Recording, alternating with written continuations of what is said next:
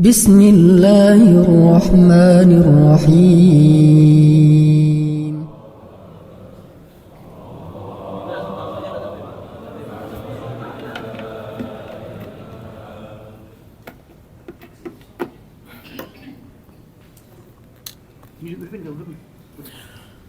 Assalamualaikum warahmatullahi wabarakatuh.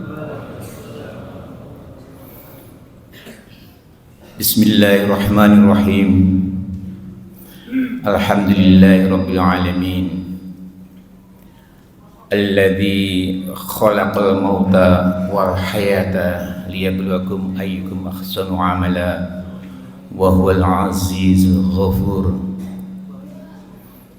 Asyhadu an la ilaha illallah wa asyhadu anna Muhammadar Rasulullah. Allahumma salli wa sallim ala sayyidina Muhammad wa ala ali sayyidina Muhammad. Qala Allah Ta'ala fil Qur'anil Karim. Bismillahirrahmanirrahim.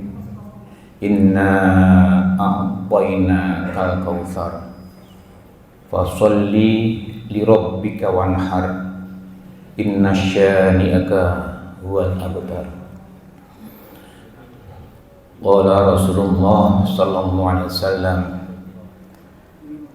man kana lahu sa'atun falam yudhhi fala yuqribanna musallana. Amma ba'du. Marilah selalu kita panjatkan rasa syukur kita kepada Allah Subhanahu wa taala. Sampai pada kesempatan pagi yang cerah ini, kita masih diberikan kesempatan, kita masih diberikan kelonggaran waktu untuk menunaikan sholat Idul Adha di Masjid Al-Kautsar ini. Semoga perjalanan kita, ibadah siam kita dan ibadah kurban kita diterima oleh Allah Subhanahu wa taala. Amin ya rabbal alamin. Salawat beserta salam semoga selalu tercurahkan kepada junjungan kita Nabi besar Muhammad sallallahu alaihi wasallam, Nabi penuntun kita semuanya, yang kita nanti mengharapkan di yaumul mahsyar kita mendapatkan syafaat. Bapak dan Ibu jamaah Idul Adha yang insya Allah dirahmati Allah Subhanahu wa taala, pada kesempatan pagi hari ini kami sampaikan beberapa informasi. Yang pertama, bahwa Masjid Al-Kautsar sudah menjalin kerjasama dengan rumah zakat. Salah satu bentuk kerjasamanya adalah kita sebagian hewan kurban kita disalurkan melalui rumah zakat dan sebagian dipotong atau kita lakukan pemotongan di Masjid Al-Kautsar, insya Allah nanti sesudah sholat Id ini. Kerjasama ini terlaksana karena kita berpikiran bahwa kurban yang kita laksanakan, kita mengharapkan lebih efektif dan lebih tersalur kepada yang berhak, terutama bagi saudara-saudara kita yang berada di jauh sana. Jadi rumah zakat nanti akan menyembelih hewan kurban, tapi nanti akan diolah sehingga nanti pembagiannya berupa bahan yang sudah siap untuk dimasak. Itu yang pertama. Yang kedua, pada pagi hari ini kami melaporkan, alhamdulillah sampai pada pagi hari ini untuk hewan kurban yang rencana akan dilaksanakan pemotongannya di Masjid Al-Kautsar terkumpul 5 ekor sapi dan 5 ekor kambing. Alhamdulillah, mudah-mudahan pengorbanan kita diterima oleh Allah Subhanahu wa taala. Terima kasih kepada Bapak dan Ibu yang telah mempercayakan penyembelihan hewan kurban dan pembagiannya kepada Masjid Al-Kautsar. Selanjutnya, Bapak dan Ibu semuanya, kami mengharapkan nantinya setelah itu Adha sholat kita insyaallah nanti mulai jam 8 atau setengah 9 kita nanti akan melaksanakan penyembelihan. Tempatnya di belakang di depan lapangan futsal. Kami sangat mengharapkan Bapak dan Ibu terutama yang hari ini melaksanakan kurban untuk datang, kalau bisa menyembelih, kalaupun tidak bisa mohon nanti untuk disaksikan sehingga Bapak dan Ibu semuanya yakin yang kita laksanakan mudah-mudahan sesuai dengan syariat kita. Demikian Bapak dan Ibu semuanya yang bisa saya sampaikan pada pagi hari ini. Mudah-mudahan kita semua diberikan kesehatan, mudah-mudahan kita semuanya diberikan kelonggaran sehingga kita tetap pada jalan Allah Subhanahu wa taala dan kita nanti diwafatkan husnul khotimah. Amin ya rabbal alamin. Mohon maaf kalau ada kekurangannya. Terima kasih kepada semua kawan-kawan, Bapak dan Ibu semuanya yang telah berpartisipasi dan telah membantu terlaksananya sholat Id, dan insya Allah nanti kita pemotongan dan pembagian daging kurbannya. Wabillahi taufiq wal hidayah. Wassalamualaikum warahmatullahi wabarakatuh.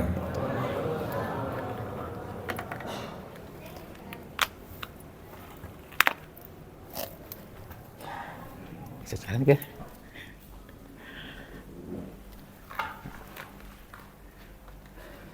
Ya.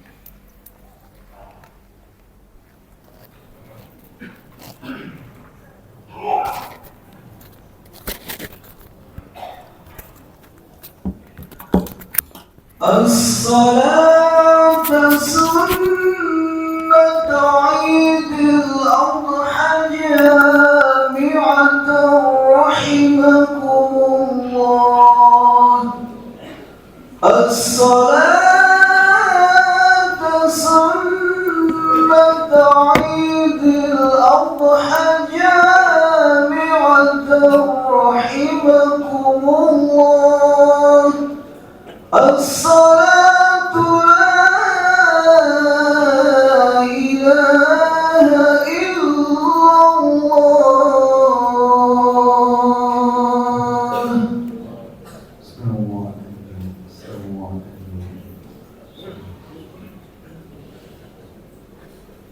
Allahu Akbar.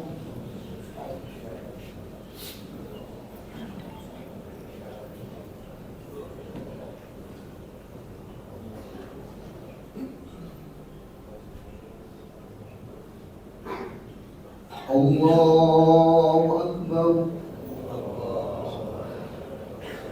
Allahu Akbar. Allahu Akbar. Allahu Akbar.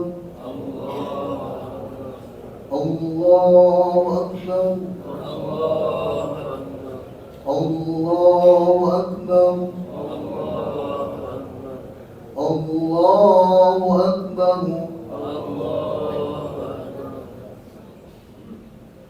Bismillahirrahmanirrahim. Alhamdulillahi Rabbil alamin. Ar-Rahmanir Rahim. Maliki yaumiddin. Iyyaka na'budu wa iyyaka nasta'in. Ihdinas siratal mustaqim. صراط الذين أنعمت عليهم غير المغضوب عليهم ولا الضالين.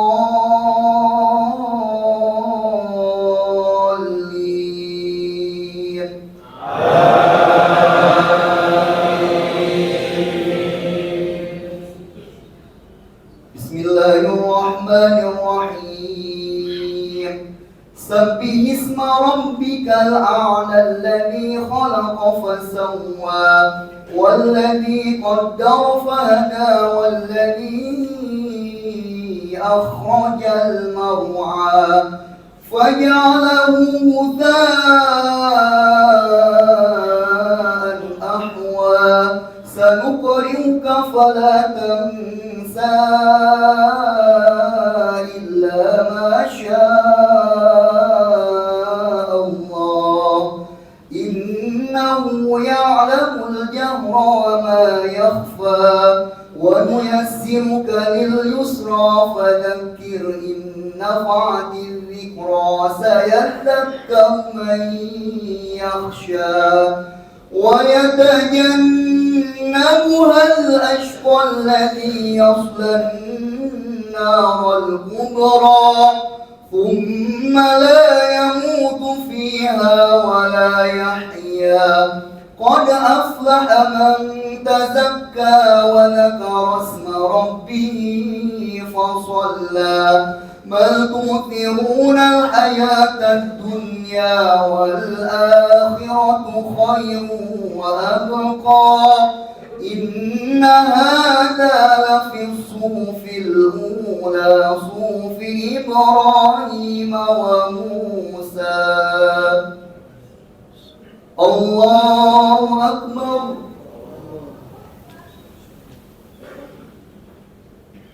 سمع الله لمن حمده. الله أكبر. الله أكبر. الله أكبر.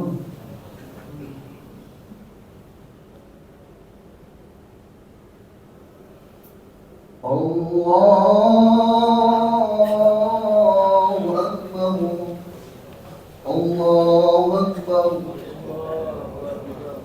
الله أكبر. الله أكبر. الله أكبر. الله أكبر. بسم الله الرحمن الرحيم. الحمد لله رب العالمين الرحمن الرحيم مالك يوم الدين إياك نعبد وإياك نستعين اهدنا الصراط المستقيم صراط الذين أنعمت عليهم غير المغضوب عليهم ولا الضالين.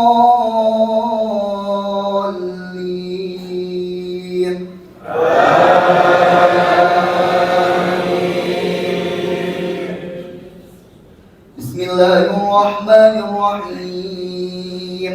هل أتاك حديث الغاشية وجوه يومئذ خاشعة عاملة ناصبة تصلى نارا حامية تسقى من عين آنية ليس لهم طعام إلا من ضريع لا يسمن ولا يغني من جوع وجوه يومئذ ناعمة لسعيها راضية في جنة عالية لا تسمع فيها لاغية فيها عين جارية فيها سرر مرفوعة وأكواب موضوعة ونمارق مصفوفة وزرابي مبثوثة أفلا ينظرون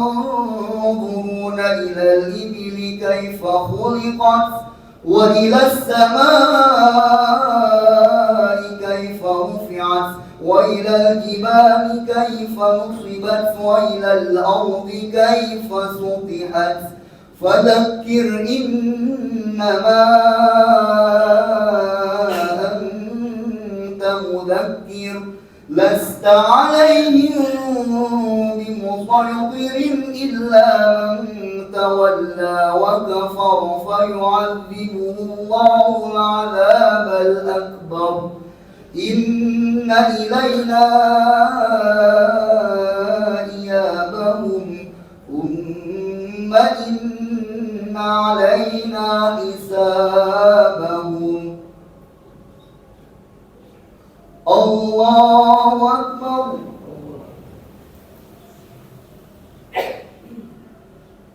سمع الله لمن حمده. الله أكبر. الله أكبر. الله أكبر.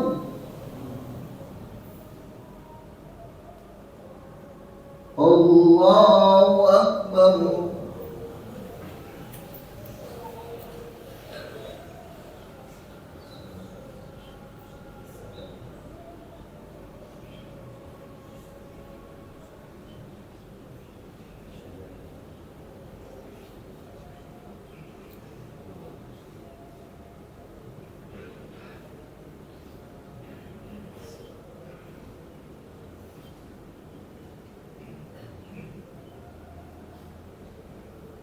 السلام عليكم ورحمة الله.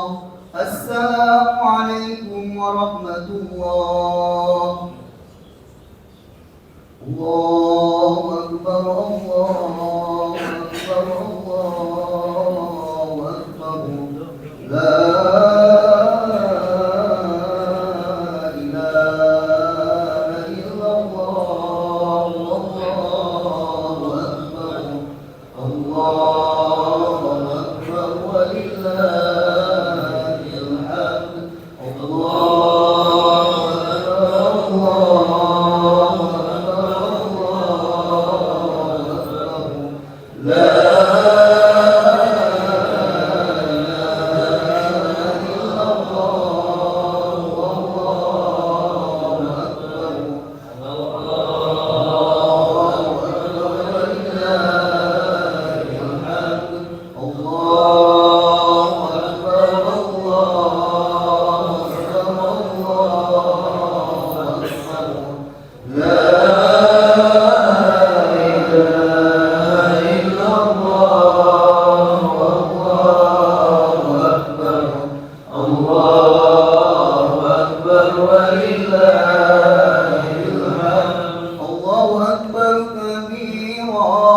والحمد لله كثيرا وسبحان الله بكرة وأصيلا.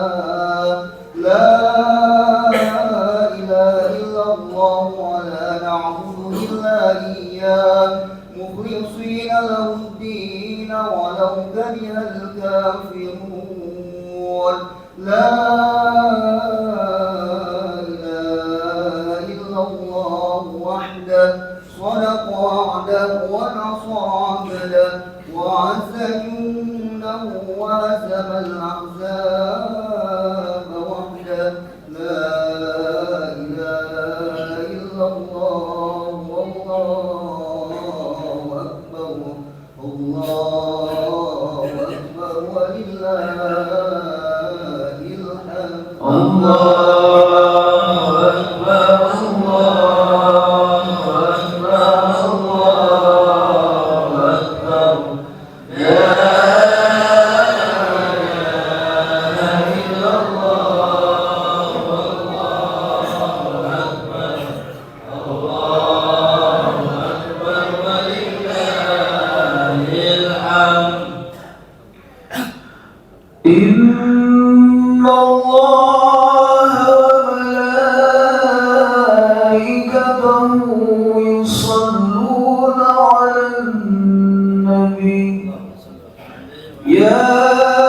أيها الذين آمنوا صلوا عليه وسلموا تسليما. Assalamualaikum warahmatullahi wabarakatuh.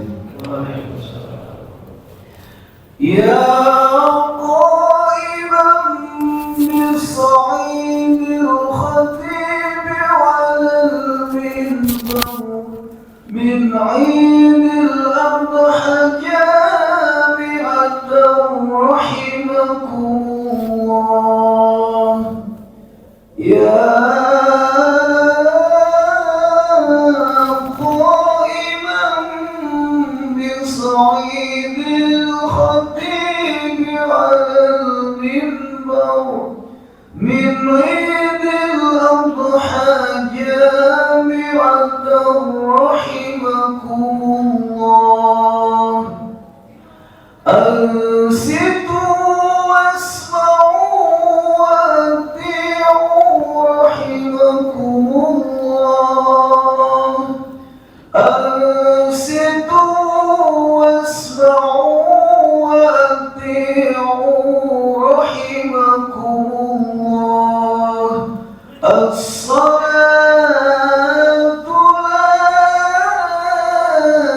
لا إله إلا الله.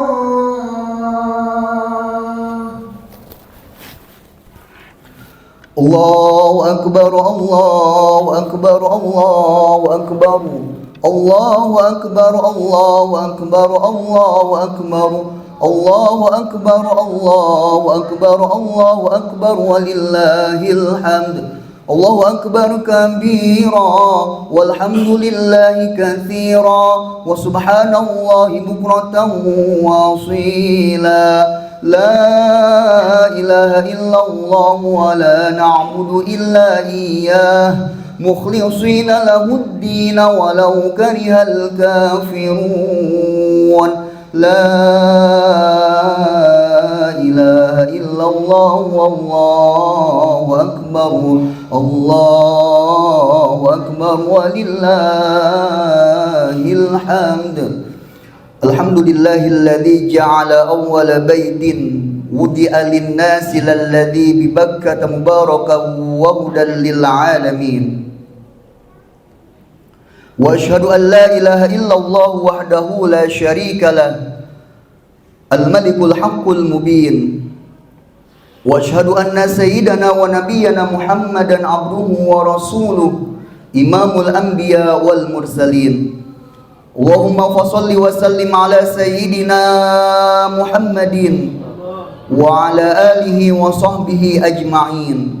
Amma ba'du fa ya ayyuhal hadirun usikum wa iyaya bitaqwallahi wa ta'atihi faqad fazal muttaqun. Qala ta'ala ya ayyuhalladzina amanu taqullaha haqqa tuqatih wa la tamutunna illa wa antum muslimun. Hadirin jamaah salat sunnah Idul Adha 10 Zulhijjah tahun 1444 Hijriah, Masjid Al-Kautsar yang dirahmati Allah Subhanahu wa taala. Alhamdulillah, pada pagi hari ini kita berada di tanggal 10 Zulhijjah tahun 1444 Hijriah. Tanggal 10 Zulhijjah dikenal dengan Hari Raya Idul Adha atau Hari Raya Nahar. Di dalam kitab Lataiful Ma'arif, buah karya Al-Imam Ibnu Rajab Al-Hambali disebutkan Idun Nahri wa huwa akbarul idaini wa afdaluhuma. Hari Raya Idul Adha, Hari Raya Nahar merupakan hari raya terbesar dan paling afdal dibandingkan dengan Hari Raya Idul Fitri. Kenapa dikatakan demikian? Ada beberapa alasan. Yang pertama, Hari Raya Idul Adha dirayakan setelah momentum berkumpulnya jutaan umat muslim seluruh dunia di Padang Arafah pada tanggal 9 Zulhijjah dalam rangka melaksanakan wukuf di Padang Arafah. Wukuf di Padang Arafah ini merupakan rukun terpenting dan puncak dari ibadah haji. Seseorang yang tidak wukuf di padang Arafah, maka hajinya tidak sah. Rasulullah sallallahu alaihi wasallam bersabda, "Al-hajju Arafah."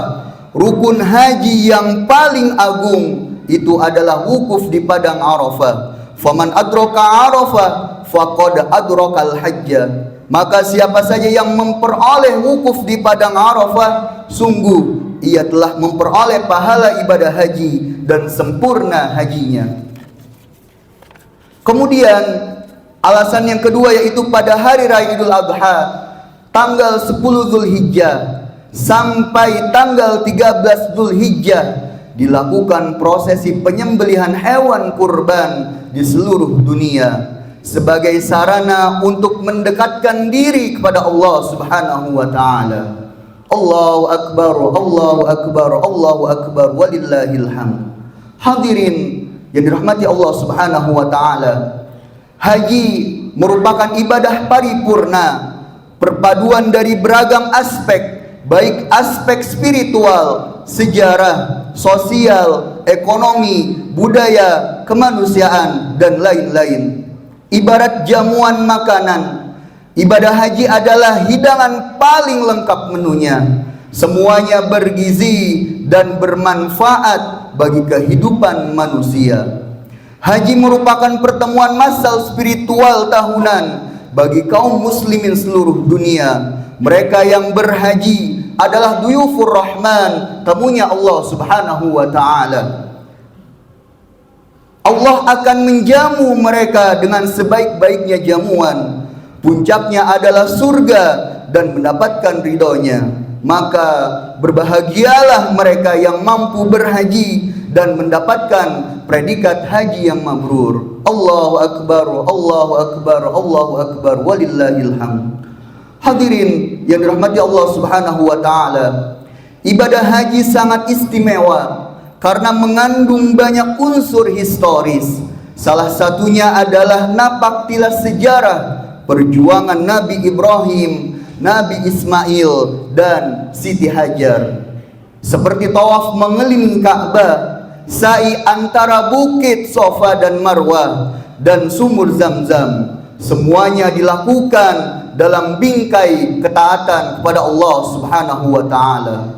Allah sangat mengapresiasi tiga pelaku sejarah tersebut yang syarat dengan nilai-nilai spiritual, sehingga umat Islam diwajibkan menapak tilasinya ketika mengerjakan haji atau umroh. Tujuannya agar mereka menghayati kembali makna di balik itu semua, merenungkan kembali sosok manusia mulia yang menjadi lambang nilai ketakwaan, ketawakkalan, kesabaran, kegigihan dalam berusaha, keikhlasan, dan lain-lain. Merekalah manusia pilihan Allah yang telah mengisi lembaran sejarah kehidupan dengan amal solih. Semoga kita semua termasuk orang-orang yang mengikuti jejak mereka. Amin ya rabbal alamin. Allahu akbar, Allahu akbar, Allahu akbar, walillahil hamd. Hadirin yang dirahmati Allah Subhanahu wa taala, selain momentum ibadah haji, pada hari raya Idul Adha juga terdapat momentum ibadah kurban. Secara semantik, ibadah kurban terkait dengan tiga kata kunci, yaitu adha atau udhiyah, nahar, dan kurban. Dalam bahasa Arab, ketiganya membentuk keterpaduan makna atau tarabut dalali dan pesan kemanusiaan yang sangat mendalam. Makna leksikal tersebut mengandung titik simpul spiritual bahwa berkurban adalah menyembelih hewan kurban pada hari raya Idul Adha dan hari-hari tasyrik dengan tujuan untuk mendekatkan diri kepada Allah, sekaligus kedekatan sosial kemanusiaan dengan sesama sebagai ekspresi iman, rasa syukur, dan ketaatan kepada Allah atas kemurahan rezeki yang diberikan kepada orang yang berkurban. Allahu akbar, Allahu akbar, Allahu akbar, walillahil hamd. Hadirin yang dirahmati Allah Subhanahu wa taala, hakikat ibadah kurban bukan terletak pada prosesi penyembelihan hewan kurban dan pembagian dagingnya kepada mereka yang berhak menerima. Akan tetapi esensi berkurban ialah aktualisasi ujian keimanan, keikhlasan, ketaatan, dan kedermawanan dalam rangka mengembangkan solidaritas, kohesivitas, dan sinergitas sistem sosial kemanusiaan yang membuahkan kedekatan vertikal dengan Allah dan kedekatan horizontal dengan sesama. Nilai kebajikan ibadah kurban sangat ditentukan oleh keikhlasan, ketaatan, dan ketakwaan orang yang berkurban. La yanalallaha luhumuha wala dima'uha walakin yanalhu taqwa minkum. Allahu akbar, Allahu akbar, Allahu akbar, walillahil hamd. Hadirin yang dirahmati Allah Subhanahu wa taala. Menurut Muslim Hans dalam The Complete Story of Kurbani in the Quran and Hadith, beliau mengatakan melalui kurban kita mengingat kembali apa yang terkadang kita lupakan dalam hiruk pikuk kehidupan dunia, bahwasanya kita sepenuhnya milik Allah dan tunduk kepadanya, dan harus rela mengorbankan apapun yang diminta dari kita untuk Allah Subhanahu wa taala sebagai bentuk taqarrub ila Allah, mendekatkan diri kepada Allah serta mendapatkan keridhaannya seperti yang pernah diteladankan oleh Nabi Ibrahim alaihissalam. Oleh karena itu, berkurban menghendaki totalitas ketulusan, kedermawanan, dan ketaatan pada Allah Subhanahu wa taala, sehingga tidak menyisakan ruang batin untuk kalkulasi duniawi untung rugi atau pencitraan diri. Sebab berkurban merupakan manifestasi kecintaan autentik tanpa syarat kepada Sang Kekasih yang Maha Pemberi. Inna ahsanal kalam kalamullahil malikil alam. Allah Subhanahu wa ta'ala yaqul wa biqaulihi yahtadil muhtadun wa idza quri'al Qur'an fastami'u lahu wa ansitu la'allakum turhamun. A'udzu billahi minasyaitonir rajim. Bismillahirrahmanirrahim. Inna a'tainakal kautsar fasalli li rabbika wanhar inna syani'aka huwal abtar. Barakallahu li wa lakum fil Qur'anil Karim wa nafa'ani wa iyyakum bima fihi minal ayati wadh-dhikril hakim wa taqabbala minni wa minkum tilawatahu innahu huwas samiul alim. Aqulu qawli hadha wa astaghfirullahal azim li wa lakum wa li jami'il muslimina wal muslimat wal mu'minina wal mu'minat fastaghfiruhu innahu huwal ghafurur rahim. Allahumma salli ala sayyidina Muhammadin wa ala ali sayyidina Muhammad.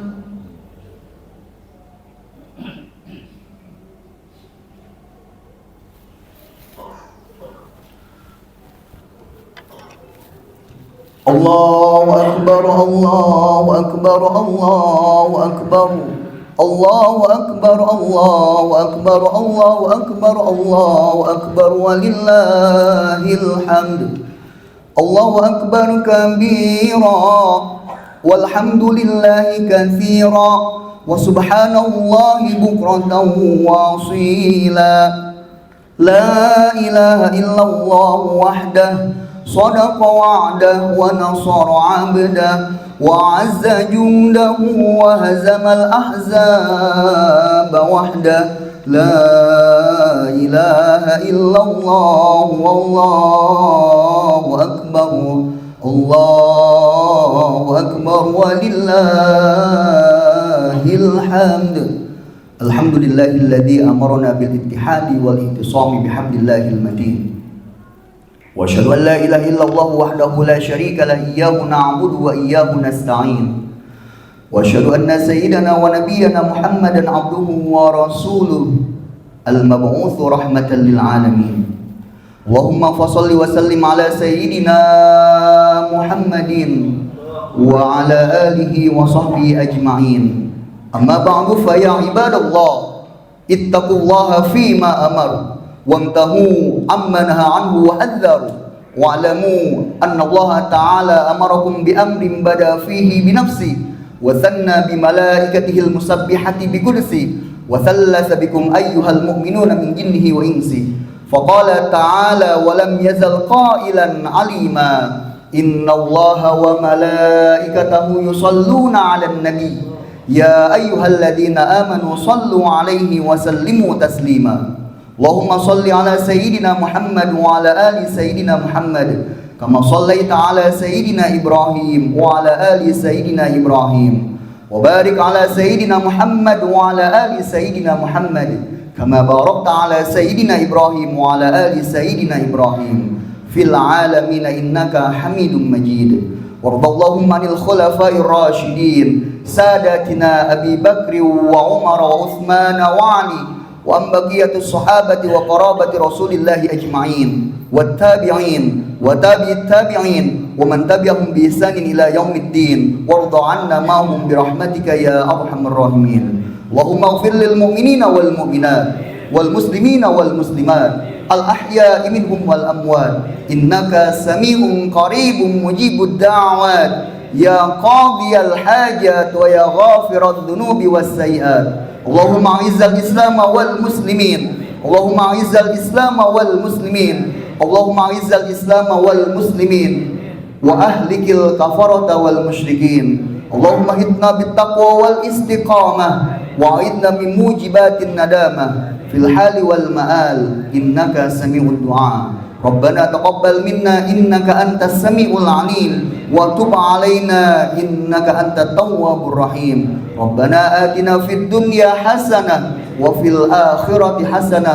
وقنا عذاب النار عباد الله إن الله يأمر بالعدل والإحسان وإيتاء ذي القربى وينهى عن الفحشاء والمنكر والبغي يعظكم لعلكم تذكرون فاذكروا الله العظيم يذكركم واشكروه على نعمه يزدكم ودعوه يستجب لكم ولذكر الله أكبر والله يعلم ما تصنعون والله الموفق لأقوم الطريق السلام عليكم ورحمة الله وبركاته صلى الله ربنا على النور المبين أحمد المصطفى سيد المرسلين وعلى آله وصحبه أجمعين صلى الله ربنا على النور المبين أحمد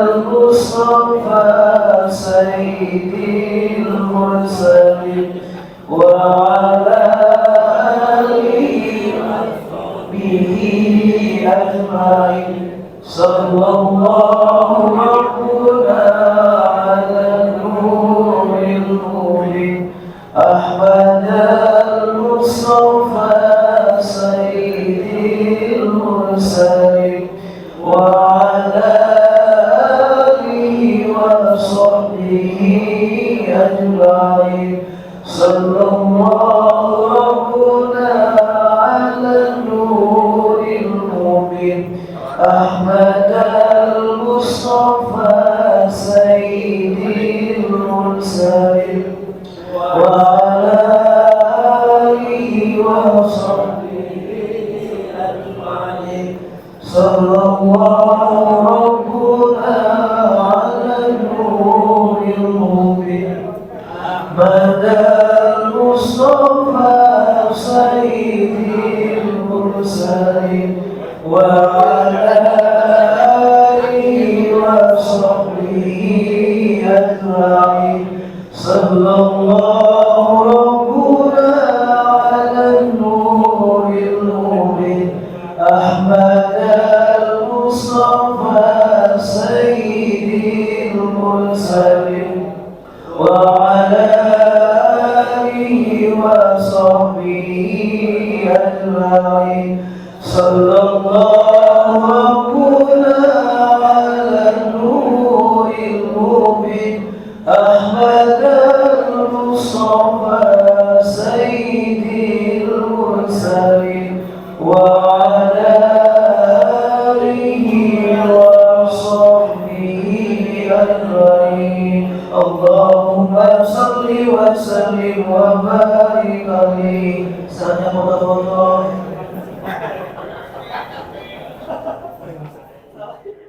إنا